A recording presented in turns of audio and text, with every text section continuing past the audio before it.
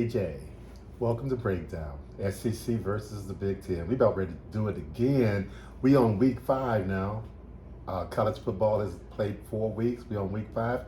You ready to break it down? Yeah, I'm ready to break it down and do better than I did last week. Let's do it. Let's do it. JJ, you mentioned last week, week 4. I'm sorry, it actually was week 5. Week 5.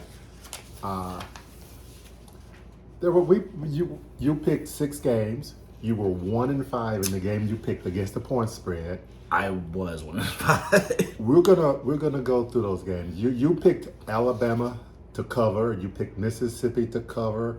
You picked LSU to cover. You took the points with Michigan State. You took the points with Iowa, and you picked Minnesota to cover. I did, yeah. Your one win was my heartbreak. Yeah, the one win I didn't want to win. Yeah, It looked like in the third quarter they were going to prove me wrong, but yeah, you took Alabama to cover the 15.5 points against Arkansas. yeah. You picked Mississippi to cover the 6.5 against Kentucky. Kentucky, well, they made a lot of mistakes in that game, especially a turnover with less than 2 minutes to go in the game. Yeah. LSU Auburn. LSU, that game surprised me more than anything. LSU spotted Auburn 17 points. And then came back and made it 21-17. Yeah, it was 17-0. I will say this though, I still say Brian Kelly has been doing pretty well. He's 4-1 at LSU, and I think he's going to do way better than his over and under was to start the season. The Michigan Maryland 27-13 game. You took 7.5 points in Michigan State. How bad is Michigan State, man? They got Ohio State coming into town this coming week. Well, I'm not sure if it was last podcast or the one prior, we were talking about Michigan State potentially, having their ceiling be 7 or 8 wins, and like the likelihood was they're going to win 6 games. I don't think they're going to go be bowl eligible this year. I think they're going to win 5 games or less. Wow. Michigan State is what does Michigan State do well? They play with a lot of heart. They Do they? Well, you know what? What do they do well? Man. I mean, they don't. I mean, they defend the run decently. That's and they can get into the backfield and get sacks on occasion, but they have an adequate defensive line, I would say. But they don't run the ball. They don't. So let me ask you this: is it their scheme or is it their personnel, especially on defense? Yes. Talk defense. Okay, I should have known you were going to say that. I mean, on defense, I think it's more personnel, but I mean, it reminds me of when Michigan had Don Brown and they were just doing all that cover zero, and they wouldn't adapt. In the game that they lost to Michigan State, the year that Rocky Lombardi took Michigan State to only 2 wins, it was like Michigan and Penn State. So like Michigan State is they're very rigid, they're inflexible in their scheme, and their personnel is not great. So. Okay.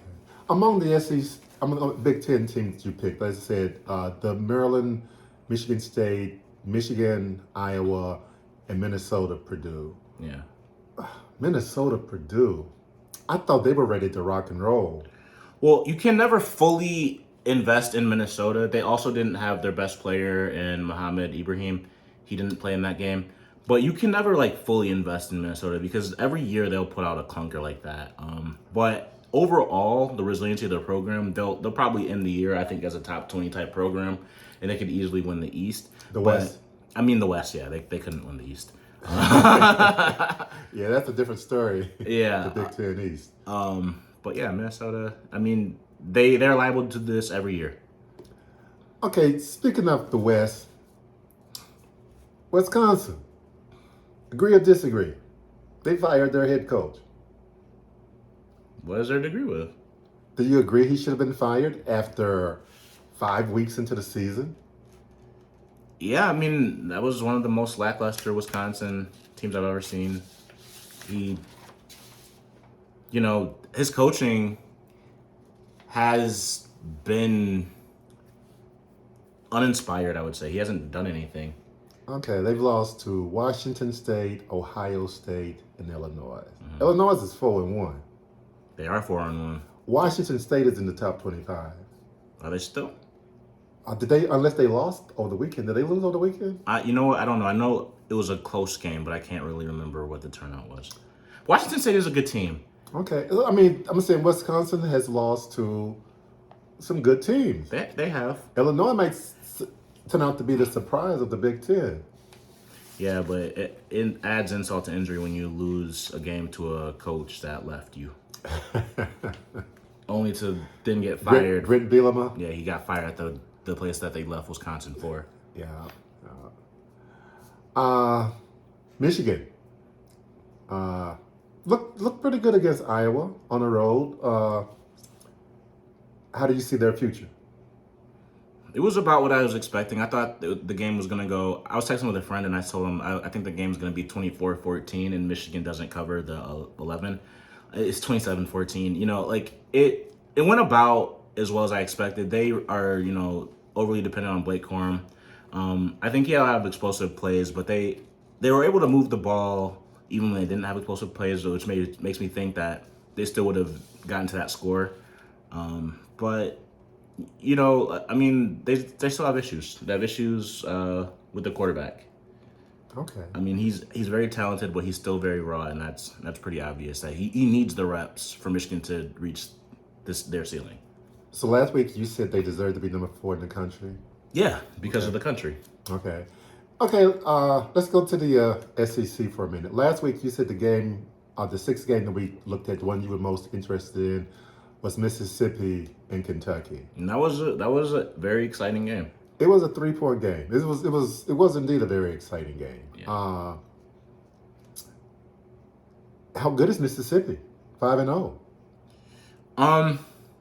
Yeah, neither team impressed me actually. Like Arkansas has Mississippi on the schedule, and I don't chalk that up as like a Mississippi guaranteed win, or anything like that.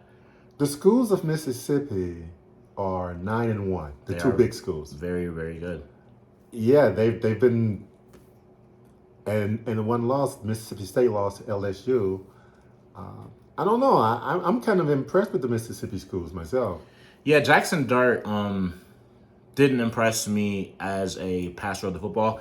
He got out of the pocket and he made plays with his feet, but he missed a lot. There was a lot of yards. There's a lot of meat on the bone that he left. So if he doesn't clean that up, I mean, I think Arkansas, not even just as Arkansas, but I think the way that Mississippi is exploitable is in their pass game, and I think they match up well with teams that don't necessarily have the best passing defense. So, Okay. but they ran all over Kentucky. They ran all over Kentucky, and Kentucky is normally known for Mike Stoops built Kentucky up through the trenches. Their offensive line and their defensive line is what got them to where they are. And right now they don't have a great offense. They have a horrible offensive line. I know Will Levis has like 19 sacks, and they have a pretty ineffective defensive line. So right now they're relying on receivers, Barian Brown, the Virginia Tech transfer, Dane Key. They're relying on skill position players. Chris Rodriguez, and of course Will Levis, everyone's golden child, the potential top 10 draft pick. So Okay. I don't know who are you more impressed with, the top half of the SEC or the top half of the Big Ten? I would have to say the top half of the SEC. Because of a couple of teams in the SEC. I know one was on bye in Tennessee, but Tennessee and Alabama, I think, are the real deal. So I'm going to go with the top of the SEC. Georgia struggled mightily at Missouri. Yeah, they gave up their number 1 ranking to Alabama because they really almost lost to Missouri. I mean, they, in all intents and purposes, They were probably behind a lot in that game. the most of the game. Yeah. I honestly think that they kind of got lucky and flipped the switch at the right time, but Missouri should have beaten. So both top teams in the SEC have struggled this year. Big Ten, the top 2 team in the Big Ten, Michigan, Ohio State. Michigan semi-struggled against Maryland. Ohio State I wouldn't call the Notre Dame game a real struggle, but it was a struggle, but it was against tougher competition, I would think. Uh, between those four teams, if you had to rate those 14, 1, 2, 3, 4, who would you have 1, 2, 3, and 4? Ohio State number 1, Alabama number 2, Georgia number 3, Michigan number 4. Okay, okay. Well, we'll see how that works out. Hey, you ready to go to this coming week's game, week number 6? I'm ready to leave last week's pain in the past and move on to week 6. Let's do it. Okay, we're going to talk about 6 games. Okay. 3 from the Big Ten and 3 from the SEC. Which conference you want to go to first? Let's start off with the SEC. Okay, SEC. This is the game, I want to talk about the game that I circled back a month before the season started. Interesting, yeah. It has lost some of its luster, but it is Texas A&M going to Alabama after Jimbo Fisher and Nick Saban had the pissing match, or whatever you want to call it. This summer when Nick Saban referenced Jimbo Fisher in a meeting to Alabama boosters, and Jimbo didn't take too kindly to that. Where he said A&M bought every single one of their players. Who had the number 1 recruiting class this year, JJ? It's Texas A&M. And they bought every one of their players. Well, their record right now is 3-2. Yeah. Should have been 2-3, but that's neither here nor there. What'd you take on this game coming up? And we don't know if Bryce Young is going to play or not. At least I haven't heard whether he's going to play. We don't. We don't know whatsoever, but we know enough about Texas A&M to know how this game is going to play out. My thoughts on this game are the same as when we previewed the season, where I said you could pick a number, and I'm riding Alabama 100%. They have better players. They have much better coaches. Texas A&M is an overinflated program. Of all the SEC programs, they are the only one that hasn't won in men's football, basketball, or baseball since World War II, a championship. So, I mean, they're all hype. I know I say this as a biased Arkansas fan that is very sick of them having won 10 of the last 11, but I mean, I would take the points if Bryce Young, right now it's 26.5. I would take, or I'm sorry. I got 20. 24.5. Yeah, it's 24.5 points. I would take Alabama right now without even thinking twice. If Bryce Young doesn't play, if Bryce Young does play, I would take that. Okay, the last 4 years, A&M has been in the top 10 recruiting each year. Yes. So you would think that would begin to translate into some upper echelons competition right now. Yeah, you would think that unless you watch them play and you watch them get destroyed by Mississippi State last week. You watch them lose to Appalachian State. You watch them lose their best offensive player in the Arkansas game. The receiver. Aeneas Williams, yeah. A&M is going to have problems scoring points against Alabama. And they're going to have problems stopping Alabama. They have a great defense, but I don't think that defense necessarily translates to every offense. If Bryce Young plays, he will pick them apart, I think. I think they have great personnel on defense. I'm not sure they have a great defense. Yeah, that's what I meant. They have great talent on defense. They don't have a great collective, synergistic defense or anything like that. So you picking Alabama. I'm going to write this down. JJ got Alabama, and he's giving the points. Honestly, I would probably stay away from that until I heard about Bryce. Don't quote me on that until I hear about Bryce Young. Well, I don't know enough information about their backup. I know he carved up Arkansas, but with a week to prepare, I'm not sure if that's a little different. With Bryce Young, I'll take the 25 or 24.5 for sure. But these point spread came out without the bookies knowing whether or not he was going to play. But let's move on to the Arkansas-Mississippi State game. Mississippi State is at home against Arkansas. Cowbells will be ringing this coming Saturday at 12 o'clock Michigan time, 11 o'clock Arkansas time. Arkansas is an 8-point dog in this game. They are. Mississippi State is 4-1. Arkansas is 3-2. You taking the dog? You taking the favorite? I like Arkansas to cover the 8. I think that they lose by a touchdown. I've watched Mississippi State a few times this year. They dominated Texas A&M, who did beat Arkansas. They were dominant against LSU in the first half before that fell apart. They looked good against Memphis, but I think Arkansas has the personnel to match up with them for the most part. on the line of scrimmage. Mississippi State will be running the air raid. We know that. That we do know that. Arkansas, man, their defense is slacking. Yeah. It's their pass defense. What can they do to contain the air raid? Can they stop it? Yeah, I mean, Can they slow it down? Absolutely, you can, because you're not going to be playing you're not going to be playing a Haynes King and a Texas A&M, or you're not going to be playing a Bryce Young from Alabama who can take the ball and move. I mean, I know Max Johnson, I guess, was the guy that was running all over Arkansas, but you don't have to worry about the quarterback running as much. Max Johnson's a better runner than Will Rogers, as is Bryce Young, of course. So. Okay, so you got Arkansas covering in that one. I do have them covering, but Okay. I mean, I'm an Arkansas fan, so. Okay, let's move to me the most exciting game in the SEC and Big Ten this week. That's Tennessee at LSU. Tennessee had a bye week last week. They're 4-0. LSU is 4-1. They lost their first game of the season to Florida State. Both teams have won 4 in a row. Yeah. Brian Kelly. What's your take on this game? Tennessee is a 2.5 point favorite.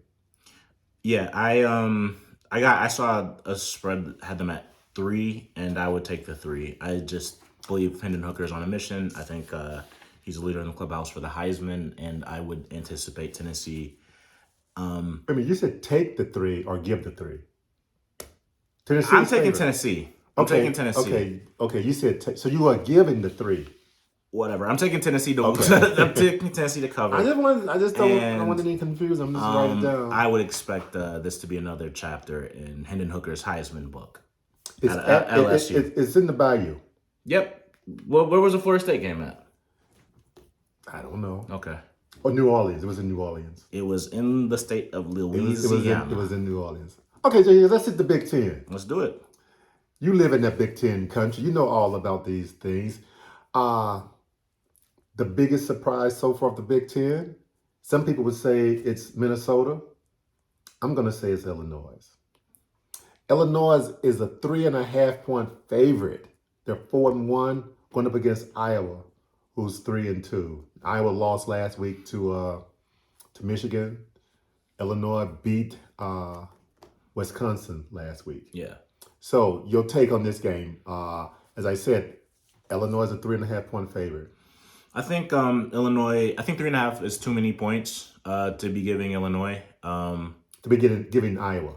Well, as a favorite, I don't care about the giving it. Anyway, I think 3.5 is too many points. Okay. Illinois hasn't really been here in a long time since like the Ron Zook era, favored against the divisional contender like that. Iowa has only lost to Michigan and a heated rival in Iowa State. Who they'd beaten, I think, 6 years in a row. So Iowa State was properly motivated and incentivized.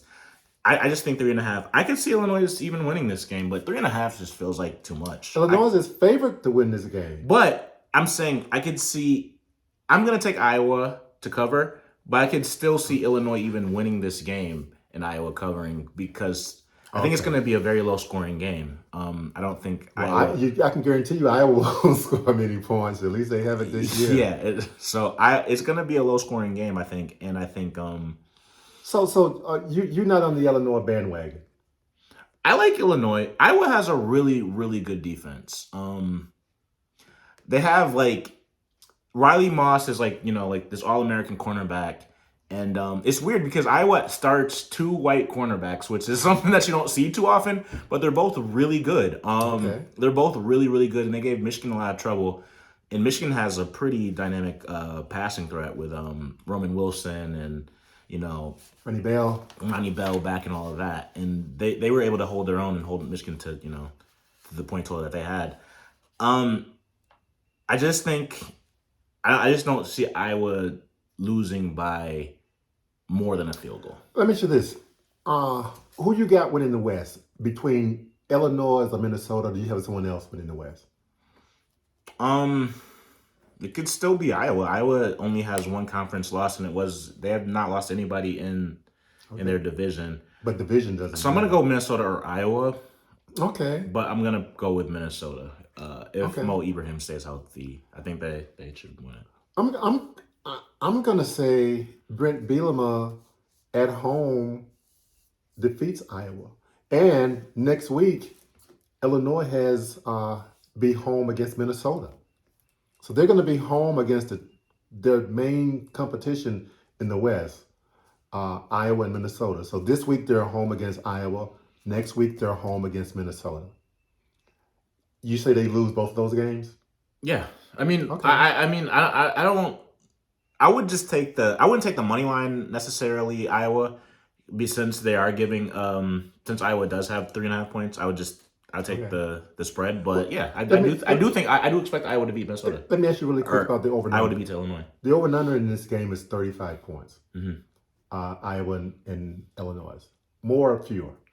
Okay, so if you think Illinois wins, take the over. If you think Iowa wins, take the under. I think the only way Illinois is really going to beat Iowa is if they make Iowa play like a more up tempo pace.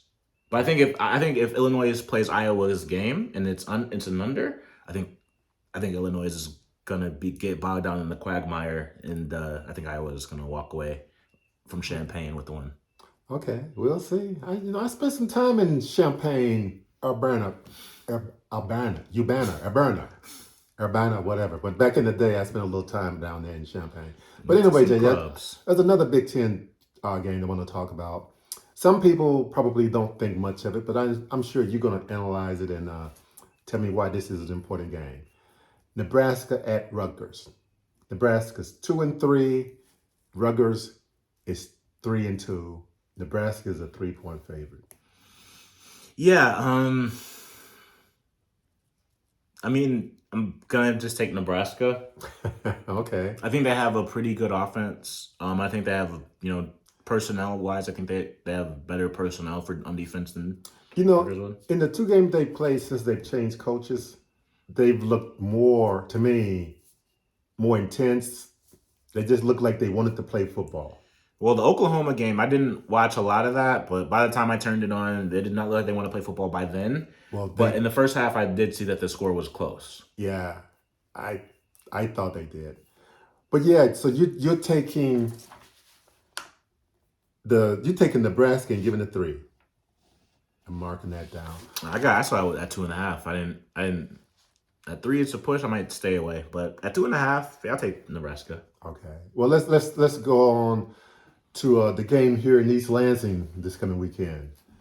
Let's go to The Buckeyes are coming in. that funeral in the making. We know what happened last year when Michigan State was a top 10 team going down into Columbus, and things didn't turn out so well. And they're going to remember that this year when the Buckeyes come to East Lansing. They're going to be well motivated, right? One of these teams absolutely will be.